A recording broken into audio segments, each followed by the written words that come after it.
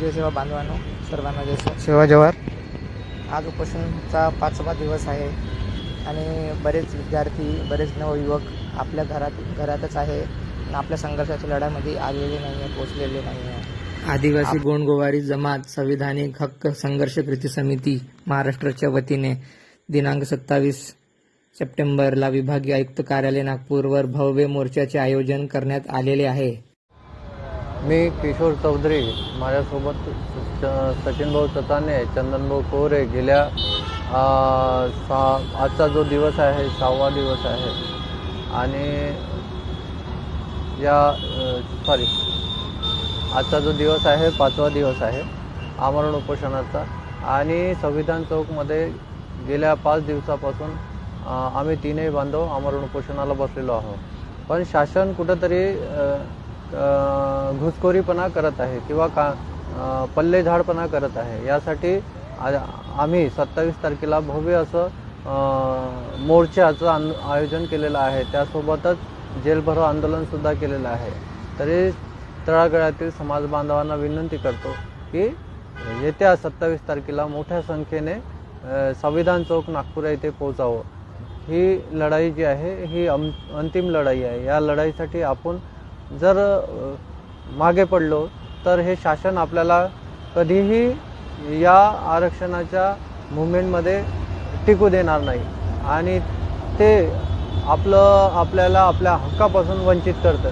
जे आज आपण संवैधानिक गोंडगोवारी हा शब्द जो संवैधानिक गोंडगोवारी जो आहोत, या संवैधानिक गोंडगोवारीवरही घात करण्याचं काम गडचिरोलीच्या काही उपसंचालक, सचिव आणि तिथले जे कर्मचारी आहे यांनी केलेलं आहे. जातीचे जाणून बुजून त्यांनी गोंडगोवारी 1950 पूर्वीचे गोंडगोवारी प्रमाणपत्र निर्माण करण्याचं काम त्यांनी केलेलं आहे. जे की 1950 पूर्वीचे आमचे गोवारी गवाराच राहणार आहे. म्हणून जर आपण घरी बसून राहिलो, झोपून राहिलो किंवा या ठिकाणी येण्याची तत्परता जर नाही दाखवली तर असेच या पद्धतीचे कटकारस्थान हे करत राहतील. त्यामुळे आपल्याला विनंती आहे की आपण 27 तारखेला पूर्ण ताकदीने पूर्ण गावातील समाज बांधवांना सांगून प्रत्येक घरातले व्यक्ती आपल्या राहटीच्या हिशोबाने, राहण्याच्या हिशोबाने आपल्या कपडे लत्ते घेऊन या ठिकाणी येऊन धडकावं, एवढीच विनंती करतो. जय सेवा, जय सेवा. सर्वांना जय सेवा. आपल्या आमरण उपोषण 21 तारखेपासून जे सुरू झालेलं आहे आणि आम्ही तिघही बंधू किशोरभाऊ चौधरी, चंदनभाऊ कोरे आणि मी सचिन चताने, आम्ही तिघाने जे आता पुन्हा उपोषण जे चालू केलेलं आहे आणि त्या उपोषणाची आता शेवटची लढाई आहे. आणि ही लढाई आता तुमच्या लोकसंख्येवर निर्भर आहे.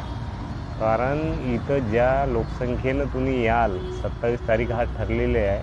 आयुक्तालयावर मोर्चा आहे. आयुक्तालयावर मोर्चा घेण्याचं कारण हे का जात पडताळणी समिती गडचिरोलीने जे आपल्या विरोधात कटकारस्थान केलेलं आहे, खोट्या कोतवाल बुकाच्या नकली बनून, महसुली पुरावे बनून ज्यांचे गवारी आणि गोवारीच रेकॉर्ड होते त्यांनी गोंडगोवारी केलेलं आहे, महसुली रेकॉर्ड. आणि त्या महसुली रेकॉर्डच्या खोडतोडमध्ये सर्व जात पडताळणी विभाग, महसुली विभाग आणि तेथील जे स्वतःला गोंडगोवारी म्हणणारे हे सर्व त्या कटकारस्थानमध्ये सामील आहे. आणि त्यांच्या विरोधात आपल्या काही समितीच्या लोकांनी, रामदाजी नेवारे आणि गजूभाऊ कोळे, पूर्णाजी नेवारे या लोकांनी त्या गडचिरोली पोलीस स्टेशनमध्ये SP कडे आणि पडताळणी समितीकडे सगळीकडे याची तक्रार केलेली आहे. आणि ते तक्रार होणे आणि ते एक मुद्दा आहे. आणि दुसरा मुद्दा म्हणजे आपला वडणे समितीचा अहवाल सादर करून आम्हाला तात्काळ 27 तारखेलाच GR निघावा, ही सुद्धा मुख्य मागणी आहे. या मागणीसाठी आपण लाखोच्या नाही तर 5-10 लाखाच्या लोकसंख्येने घराघरातून मुलं बाळाच्या भविष्याचा विचार करून त्यांच्या भविष्याच्या येणाऱ्या पिढीसाठी, आपल्या पिढीसाठी आरक्षण मिळावं, याच्यासाठी हा लढा आहे. आणि या तुमचा लढा आहे. तुमचं कर्तव्य म्हणून पूर्ण ताकदीनं प्रत्येक जिल्ह्यामधून समाज बांधवाने, भगिनीने, युवकांनी, विद्यार्थ्यांनी उपस्थित राहावे आणि आपलं हक्काचं आरक्षण मिळवण्याच्या या आंदोलनामध्ये आपला सहभाग घ्यावा, एवढंच बोलतो आणि थांबतो. जय सेवा, जय. सर्वांना जय सेवा. आताच माझे सहकारी बंधू सचिन भाऊ आणि किशोर भाऊ यांनी आपल्याला सांगितलेलंच आहे की आपल्याला जो मागच्या जो उपोषणाच्या वेळेस प्रशासनानं 6 महिन्याचा जो कालावधी दिला आहे त्याच्यानंतरही आपल्याला त्यांनी 2 महिने वाढीव दिलेले होते. पण मला हे सांगायचं आहे की आपल्या माध्यमातून आपण कुठपर या निर्दयी शासनाला त्याच्या भरोश्यावर राहणार. आता ही आपल्या अस्तित्वाची लढाई आणि वांशिक लढाई आहे. आरक्षण हा आता आपला मुद्दा आहेच, पण वांशिक लढाई आहे. कारण की या निर्दयी आणि बोगस सरकारने काय केलेलं आहे की गरजुळलेली जात पडताळणी समितीत इथं जे ज्यांचे महसुली पुरावे गवारी गोवारा हे असताना सुद्धा त्यांना गोंडगवारी म्हणून अशी नोंद केलेली आहे.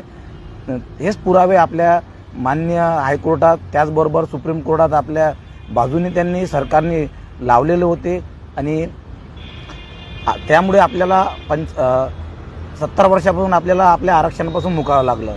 माझं समाज बांधवांना एवढंच म्हणायचं आहे, आता हे आपल्या हक्काची आणि अस्तित्वाची लढाई आहे.